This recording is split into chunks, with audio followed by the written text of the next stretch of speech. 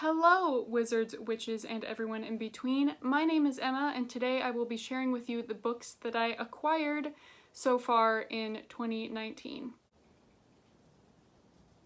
So half of these books I purchased myself, and the other half my parents recommended to me and my dad loaned me. So some of these are ones that I probably wouldn't have picked up otherwise or heard of just because adult fiction isn't really that discussed that prominently on YouTube, I feel like, or BookTube.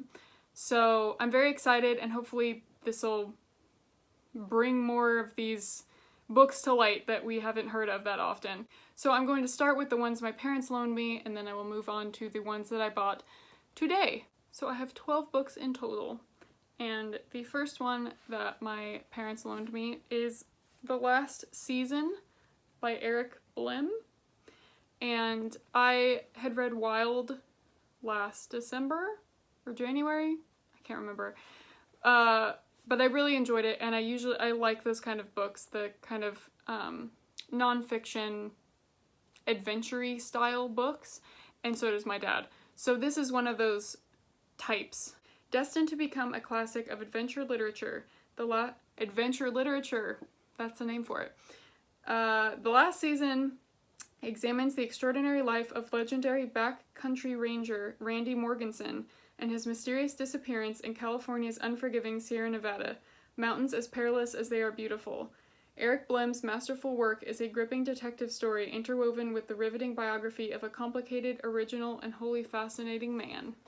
So I'm excited. So the next one is Do Not Become Alarmed, and I cannot pronounce the author's first name, so I'm not going to try. I should have looked it up before, so I apologize. So this one's probably the one I'm most excited to read of the ones my parents gave me, and it's basically about this family who goes on vacation on a cruise, and when they stop at one of the ports and get off for like a day trip exploration thing and come back on, one of their kids are missing, and they can't figure out what happened, and so it's kind of a vacation thriller, and I'm so excited. I've been really in the mood for thrillers. So the next one is Nightwoods by Charles Frazier, and he's most famous for writing Cold Mountain.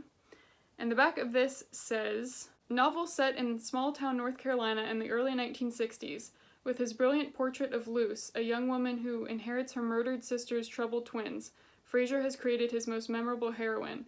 Before the children, Luce was content with the reimbursements of the rich Appalachian landscape, choosing to live apart from the small community around her. But the coming of the children changes everything, cracking open her solitary life in difficult, hopeful, and dangerous ways. So I remember a couple years ago my parents reading this, and then my grandpa read this, and I just feel like I'm the last in my family to read this, so I'm ready. The next one I have actually seen hyped up a little bit, and that is Station 11 by Emily St. John Mandel. Kristen Raymond will never forget the night Arthur Leander, the famous Hollywood actor, had a heart attack on stage during a production of King Lear. That was also the night when a devastating flu pandemic arrived in the city, and within weeks, civilization as we know it came to an end. 20 years later, Kirsten moves between the settlements of the altered world with a small troupe of actors and musicians. They call themselves the Traveling Symphony, and they have dedicated themselves to keeping the remnants of art and humanity alive. But when they arrive in St. Deborah by the water, they encounter a violent prophet who will threaten the tiny band's existence.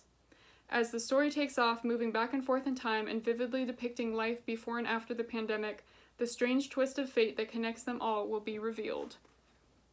The next one I have is Bel Canto by Ann Patchett. Somewhere in South America, at the home of the country's vice president, a lavish birthday party is being held in honor of the most powerful businessman. Roxanne Koss, opera's most revered soprano, has mesmerized the international guests with her singing. It is a perfect evening until the band of gun-wielding terrorists takes the entire party hostage. But what begins as a panicked, life-threatening scenario slowly evolves into something quite different, a moment of great beauty as terrorists and hostages forge unexpected bonds. That sounds really cool, and I don't think I've read anything by Ann Patchett, but she's a very, very famous author with a lot of work, so if I like this, I'm excited because I have like 10,000 other books, or my parents have 10,000 other books that I could steal that are written by her. So the next one is similar to Wild and that is Tracks by Robyn Davidson. So this is written by the person who took this hike, and it says, when Robyn Davidson first set out to make her journey across the deserts of Australia, alone but for her dog and 4 camels, she was called a lunatic, a would-be suicide, and a shameless publicity seeker. But this high-spirited, engrossing book reveals that she is something more, a genuine traveler driven by a love of Australia's landscape, an empathy for its indigenous people, and a willingness to cast away the trappings of her former identity. Enduring 130-degree heat and fording swollen rivers, fending off poisonous snakes and lecherous Australian men, chasing her camels when they get skittish and nursing them when they are injured, Davidson emerges as a heroine who combines extraordinary courage with exquisite sensitivity. And Tracks is the compelling, candid story of her odyssey of discovery and transformation. Can you talk about a badass female? And this actually happened, and I cannot wait. Okay, so those are the books that my parents loaned me. Next, these are ones I purchased myself. This one is a graphic novel that I am co-reading with Simply Sarah, and this is Lumberjanes Volume 1, and I honestly have no idea what it's about, and I kind of want to go into it not knowing anything, so I'm not even going to read the back.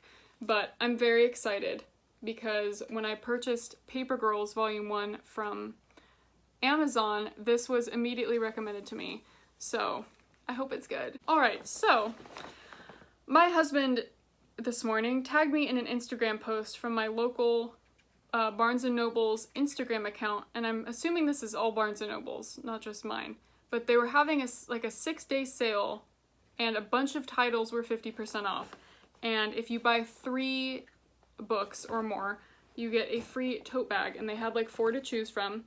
So I chose this one. A house without books is like a room without windows. I love that saying. I used to have a bookmark of it, but I don't know what happened to it. So these are ones I got today, and I'm very excited, even though I did not need more books. So some of these are going against what I said in my facts video about how much I hate hardbacks, but the 2 that I got in hardback, I got for 50% off, so they were only $10, because hardbacks are so expensive, and I don't understand. And they're ones I've been dying to read, and they're newer releases, so I might as well. I got them for the price that I would have paid for a paperback, and I didn't have to wait like a year for them to come out. So the first one I got, and the main reason why I went there in the first place, is because on their Instagram picture, I saw that The Wicked King by Holly Black was on that pile, and I was like, I would love to get this for $10, because it's $20, and although I love The Cruel Prince, I have a hard time justifying a $20 book. So it is mine now for $10, and I'm not going to tell you what it's about because it's a sequel and I don't even want to read the back, but you best believe that this is one of the first books I will be reading out of this entire haul. The next book I got is The 7.5 Deaths of Evelyn Hardcastle by Stuart Turton, and I'm very excited. I've been wanting to read this forever. It's been so hyped, and I hope it doesn't let me down. Speaking of hardbacks and why they're the worst, at least The Wicked King, and The Cruel Prince does too, has like a pretty like naked cover, I guess you could say, so that when I take reading the dust jacket off when I'm reading it, at least I'll have something cute to look at, because the cover of this book is so pretty. It kind of reminds me of Baz Luhrmann's Great Gatsby movie that came out with Leonardo DiCaprio. Reminds me of that. Gorgeous cover.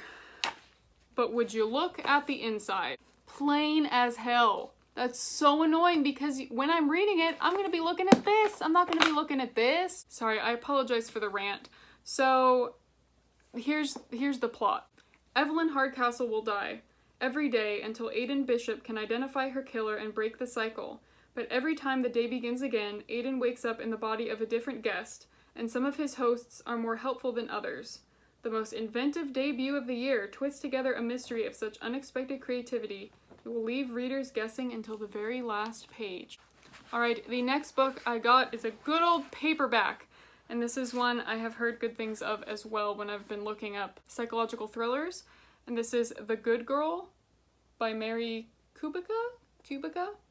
I have a hard time finding thrillers that I actually find thrilling. So I'm hoping this will be one of them. One night, Mia Danette enters a bar to meet her on-again, off-again boyfriend, but when he doesn't show, she unwisely leaves with an enigmatic stranger.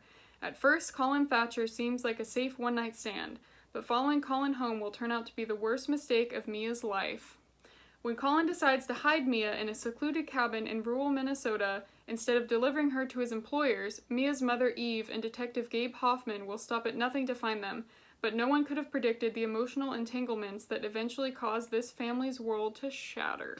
I really hope it's a page turner. So all the paperbacks I got were $5, which is a steal. Oh my god, I realized I literally just did what is on my shirt.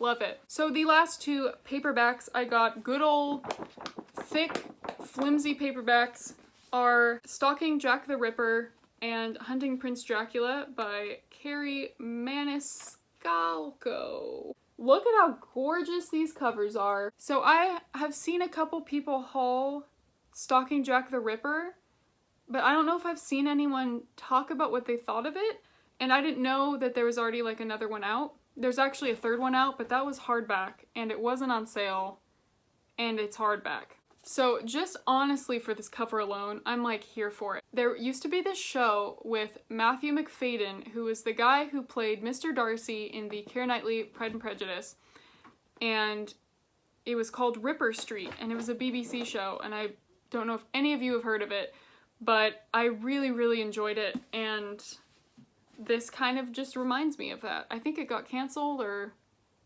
maybe I just stopped watching it, but I haven't had anything Jack the Ripper related in a couple years now. So the back of this says, "He murdered women in cold blood. He terrorized an entire city. He taunted those of us who hunted him down. But despite all these horrors, in the end, I could not deny it.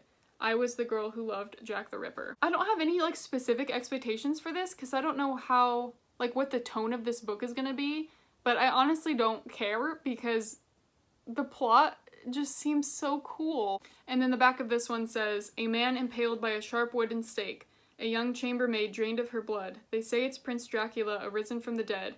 I say it's the living, not the dead, we should fear the most." So I'm excited. If I like these, then I'll definitely pick up the third one. And I like that it's not like a series, it's just like they're interrelated in the fact of like the premise, I guess. You guys get what I'm saying. Like it's not like a series, which is very refreshing because I feel like almost everything is a series now. Alright, those are the books that I acquired so far this year. I'm trying not to buy books, and I was doing very well. I didn't buy anything until today and then Lumberjanes a couple days ago. So I'm doing very well. I'm trying to borrow books from people, trying to use the library, and also, you can't really see it, but this entire shelf down here is TBR. So I really shouldn't be acquiring new books at all because I have too many to read as it is. Also, shameless plug, I have turned my newer Twitter account into a booktube Twitter and my older account into like a more personal, boring account. So if you would like to follow me on Twitter, please do so. The link is in the description box. And I have had such a wonderful time connecting with everybody outside of booktube. It's so much easier to talk to people than like in comment sections and like waiting for someone to post a video so that I can comment on it. So it's been really, really fun. So if you are a booktuber and you have a Twitter, I would love to follow you. So please leave down below if you have read any of these, what you thought of them.